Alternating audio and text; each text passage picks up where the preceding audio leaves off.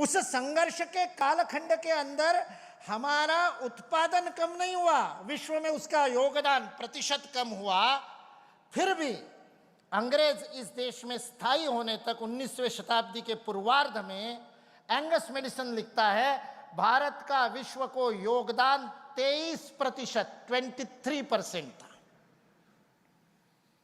मेरे पास जब भारतीय शिक्षण मंडल का दायित्व था तब शिक्षा के साथ जोड़कर के मैं इस बात को देखता था। 1835 में लॉर्ड मैकॉले की शिक्षा नीति, अंग्रेजी शिक्षा नीति लागू होती है, भारतीय शिक्षा अधिनियम बनता है और भारत में गुरुकुल समाप्त हो जाते हैं और उसके जगह पर अंग्रेजी की शिक्षा कंपलसरी करने का प्रयास होता है।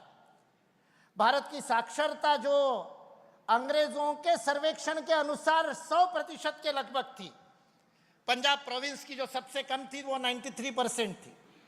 ये जो बंगाल प्रेसिडेंसी में आता था जहां पर अपन खड़े हैं, ये सारा प्रदेश 98% साक्षर था 1823 में। और जब तक भारत की साक्षरता 100% के लगभग थी तब तक भारत का विश्व व्यापार में, विश्व उत्पादन में, प्रोडक्शन में भारत का योगदान 23% था। अंग्रेजों की शिक्षा आ गई और हमारे भारतीय निरक्षर हो गए।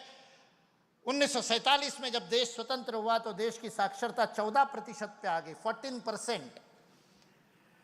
देश के 86% लोगों को अंग्रेजों ने निरक्षर किया। और एनसीईआरटी की किताबों ने हमको सिखाया कि अंग्रेज इस देश में नहीं आते तो सबको शिक्षा नहीं मिलती।